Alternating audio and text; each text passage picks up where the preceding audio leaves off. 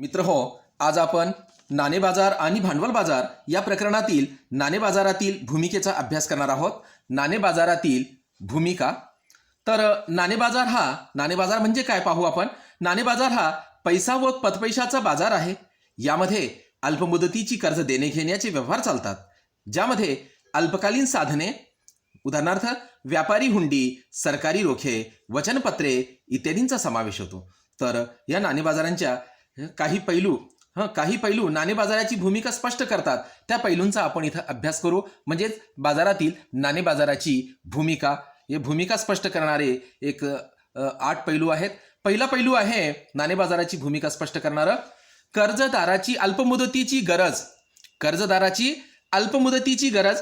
नाणे बाजारामध्ये कर्जदाराच्या अल्पमुदतीच्या वित्तीय गरजा वास्तव दरात पूर्ण करण्यासाठी योग्य संधी उपलब्ध होते. दुसरी भूमिका आहे तरलता व्यवस्थापन. नाणे बाजार हा एक गतिमान बाजार आहे, त्यामुळे मौद्रिक धोरणाद्वारे अर्थव्यवस्थेतील तरलता आणि पैशाचे चांगले व्यवस्थापन करण्यास मदत होते. परिणामी देशात आर्थिक स्थैर्य लाभते आणि आर्थिक विकास होतो. तिसरी भूमिका आहे गुंतवणूक पत्रक व्यवस्थापन.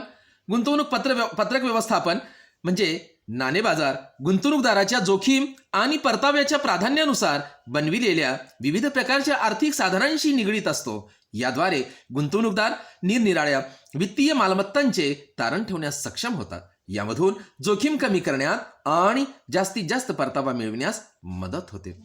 तर यानंतर भारतातील नाणे बाजाराची भूमिका म्हणजेच चौथी भूमिका आहे किंवा चौथा पैलू आहे नाणे बाजाराचं समतोल यंत्रणा म्हणजे नाणे बाजाराच्या भूमिकेचं. नाणे बाजार साधनांचे तर्कसंगत वाटप आणि गुंतवणूक प्रवाहातील बचत गतिशील करून अल्पमुदतीच्या निधीची मागणी आणि पुरवठा यांच्यात समतोल स्थापित करण्यास मदत करतो. त्यानंतर पाचवी भूमिका आहे किंवा पाचवं पैलू आहे सरकारच्या वित्तीय गरजा. नाणे बाजार हा शासनाला कोषागार म्हणजेच ट्रेझरी देयकाच्या आधारे अल्पमुदतीच्या वित्तीय गरजा पूर्ण करण्यास मदत करते. त्यानंतर आहे सहावा पैलू आहे म्हणजेच नाणे बाजाराच्या भूमिकेचा सहावा पैलू आहे मौद्रिक धोरणाची अंमलबजावणी. म्हणजे मौद्रिक धोरणाचे उद्दिष्ट पैशाच्या प्रमाणाचे व्यवस्थापन करणे हे आहे, जेणेकरून अर्थव्यवस्थेच्या निरनिराळ्या क्षेत्रांची आवश्यकता पूर्ण करण्यासाठी आणि आर्थिक विकासाची गती वाढविण्यासाठी उपयोगी ठरते. हे धोरण मध्यवर्ती बँकेद्वारे लागू केले जाते.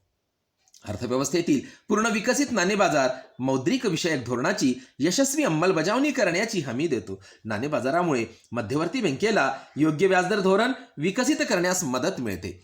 त्यानंतर सहावा पैलू किंवा नाणे बाजाराची सहावी भूमिका आहे रोख रकमेचा काटकसरीने वापर.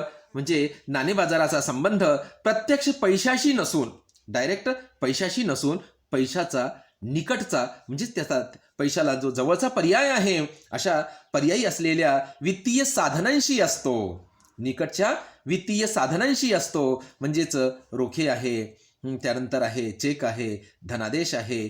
तर अशा विविध साधनाद्वारे म्हणजे रोख स्वरूपात पैशाशी संबंध नसून पैशाला जो जवळचा पर्याय आहे अशा वित्तीय साधनांशी असतो. त्यामुळे रोख रकमेचा काटकसरीने वापर होतोय. त्यानंतर आहे सहावी भूमिका उद्योग आणि व्यापार वृद्धी. नाणे बाजारामध्ये अल्पमुदतीच्या निधीची तातडीने गरज असलेल्या स्थानिक आणि आंतरराष्ट्रीय व्यापाऱ्यांना हुंडी वटविण्याची सुविधा उपलब्ध असते. शिवाय नाणे बाजारात कृषी आणि लघु उद्योगांसाठी खेळते भांडवल उपलब्ध होत असते. मग अशा पद्धतीनं नाणे बाजाराचे विविध पैलू आहेत. यावरून आपल्याला भारतातील नाणे बाजाराची भूमिका स्पष्ट होते. अशा पद्धतीने नाणे बाजाराची भूमिका इथं हे संपलेलं आहे. त्यानंतर पाहू आपण नाणे बाजारामध्ये आता भारतीय नाणे बाजारामध्ये जो संघटित आणि असंघटित क्षेत्रामध्ये विभागलेला आहे, त्यातल्या त्या असंघटित क्षेत्रावर रिझर्व्ह बँकेचं नियंत्रण नसल्यामुळं बऱ्याच समस्या निर्माण झालेल्या आहेत. तर पाहू आपण नाणे बाजाराच्या समस्या. विकसित देशांच्या तुलनेत भारतीय नाणे बाजार विकसित देशांच्या तुलनेत भारतीय नाणे बाजार परिणाम आणि तरलतेच्या बाबतीत कमी विकसित आहे. तर आपण काही मुद्द्यांच्या आधारे भारतीय नाणे बाजारातील समस्या स्पष्ट करून पाहू. नाणे बाजारांच्या समस्या, नाणे बाजारामध्ये ज्या समस्या किंवा ज्या अडचणी निर्माण होतात त्या अडचणींचा किंवा त्या समस्यांचा अभ्यास आपण इथं या मुद्द्यांच्या आधारे करू. तर पहिला मुद्दा आहे नाणे बाजाराच्या समस्यातला किंवा पहिली समस्या आहे नंबर 1, दुहेरी रचना. नाणे बाजारामध्ये संघटित व असंघटित क्षेत्र असल्यामुळे 2 क्षेत्र आहेत, संघटित व असंघटित.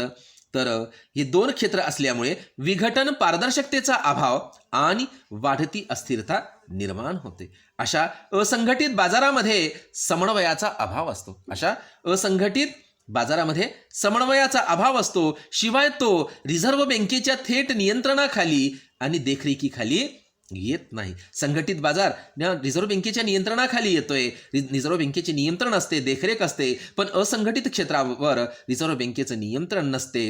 ही एक सर्वात मोठी समस्या आहे. बाजाराची दुहेरी रचना असल्यामुळं ही एक समस्या आहे. नंबर 2, व्याजदरात समानतेचा अभाव. नाणे बाजारामध्ये व्यापारी बँका, सहकारी बँका, बिगर बँक, वित्तीय कंपन्या, विकास वित्त संस्था, गुंतवणूक कंपन्या इत्यादी विविध घटकांचा समावेश होतो. म्हणून व्याजाचे अनेक दर असतात.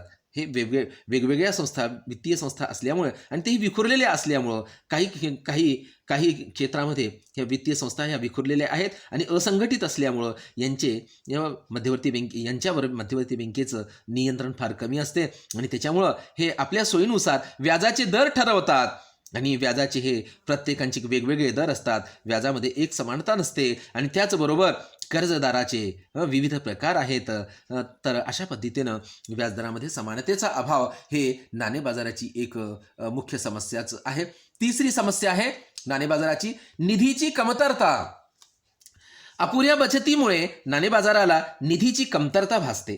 दरडोई उत्पन्न, लोकांमध्ये बँकिंग सवयीची कमतरता, निरुपयोगी उपभोग खर्च, ग्रामीण भागात अपुऱ्या बँकिंग सुविधा इत्यादी बाबी देखील नाणे बाजारातील निधीच्या कमतरतेसाठी जबाबदार आहेत. म्हणजे आपल्या नाणे बाजारामध्ये निधीची कमतरता आहे, लोकांचं दरडोई उत्पन्न कमी आहे, म्हणजे पर्सनल इन्कम कमी आहे आणि लोकांना आजही ग्रामीण भागामध्ये लोकांमध्ये बँकिंगच्या सवयी नाहीत. आजही ते सावकाराकडं किंवा एखाद्या छोट्या मोठ्या व्यापाऱ्याकडे जाऊन आपल्या कर्जाची गरज भागवून घेतात. तर त्याचबरोबर जो काही उपभोग घेतला जातो आपल्या देशामध्ये अर्थव्यवस्थेमध्ये तो बऱ्याच प्रमाणात तो निरुपयोगी उपभोग खर्च आहे. ग्रामीण भागात अशा ह्या अपुऱ्या बँकिंग सुविधेमुळं म्हणजे ग्रामीण भागापर्यंत आजही बँकेच्या शाखा बऱ्याच खेड्यापाड्यात पोहोचलेल्या नाहीत.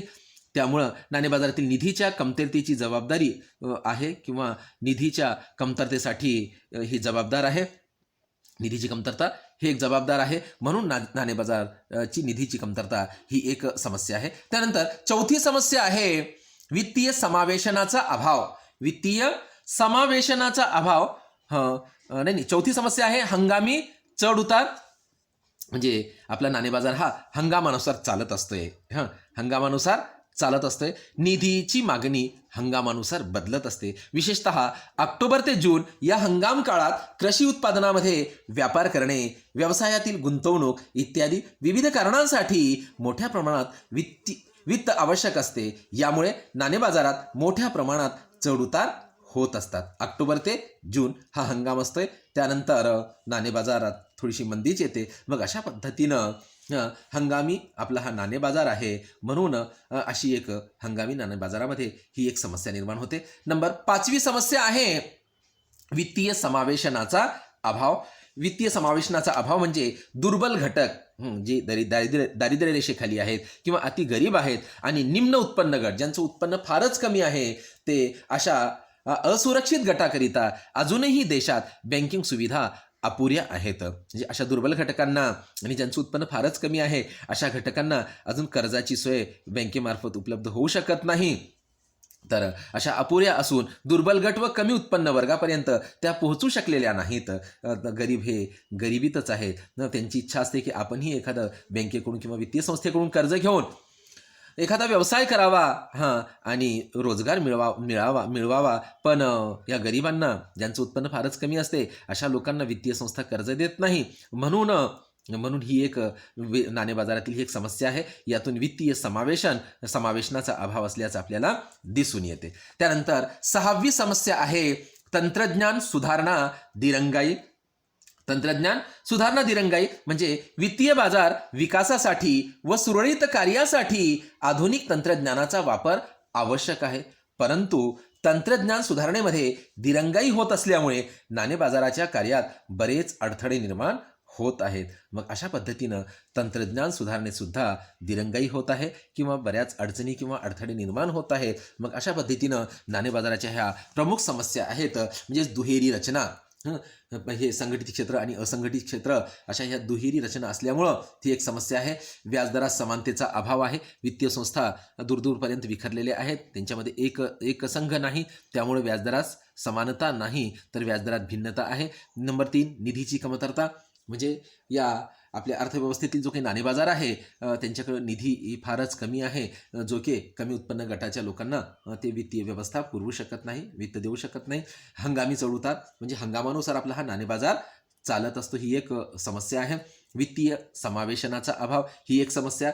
तंत्रज्ञान सुधारणा म्हणजे काही तंत्रज्ञानामध्ये आपल्या वित्तीय बाजारामध्ये जे काही तंत्रज्ञान आहे त्याच्यात या आधुनिक काळामध्ये बदलत्या काळानुसार त्याच्यामध्ये बदल होणे आवश्यक आहे, पण बदल होत नाही किंवा बदलामध्ये काही दिरंगाई होत असते, ही एक अडचण आहे. मग अशा पद्धतीनं नाणे बाजाराच्या ह्या प्रामुख्याने 5-6 समस्या आपल्याला दिसून येतात. मग नाणे बाजारामध्ये अशा बऱ्याच समस्या आहेत, तर जोपर्यंत ह्या समस्या दूर होणार नाही तोपर्यंत नाणे बाजार यशस्वी होणार नाही. म्हणून नाणे बाजाराची ज्या काही समस्या आहे त्या समस्या दूर करण्यासाठी शासनाने बऱ्याच सुधारणा या अलीकडे केलेल्या आहेत. त्या सुधारणांचा आपण इथं अभ्यास करू. नाणे बाजारातील सुधारणा, ज्या काही अडचणी आहेत या सर्व अडचणीचा अभ्यास करून शासनाने आपल्या पातळीवर नाणे बाजारातील समस्या दूर करण्यासाठी, अडचणी दूर करण्यासाठी काही सुधारणा केलेल्या आहेत. त्या सुधारणा पाहू आपण.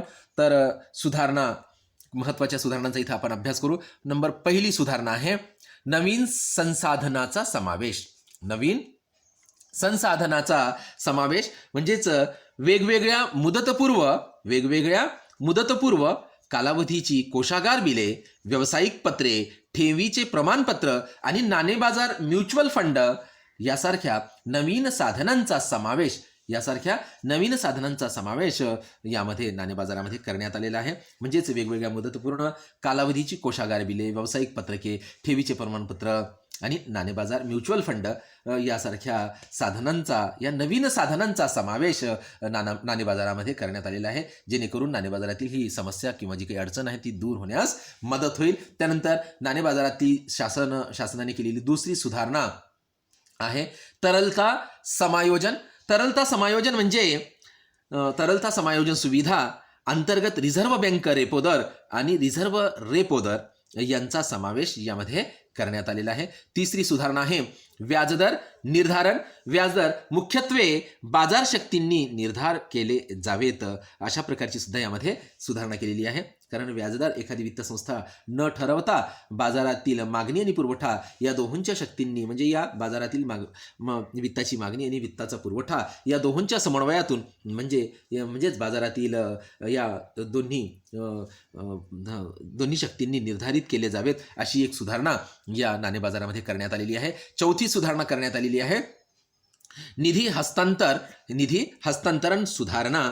म्हणजेच ही चौथी सुधारणा आहे नॅशनल इलेक्ट्रॉनिक फंड ट्रान्सफर, ज्याला आपण नेफ्ट म्हणतोय, national electronic fund transfer NEFT, आणि रिअल टाइम ग्रॉस सेटलमेंट म्हणजे याला आपण RTGS म्हणतोय. बँकेत जाऊन जे आपण RTGS करतो ना, हे RTGS ह्या निधी हस्तांतरणाच्या म्हणजे पैसा एका ठिकाणाहून दुसऱ्या ठिकाणी पाठवण्याच्या हे नवीन सुधारणा आहेत. एक आहे नेफ्ट आणि दुसरी आहे RTGS. बँकेत गेल्यानंतर आपल्याला हे कळते, म्हणजे एखादी आपलं जे काही बजेट आहे किंवा पैसा आहे तो एका खात्यातून दुसऱ्या खात्यात हस्तांतर करण्यासाठी या सुधारणा करण्यात आलेल्या आहेत.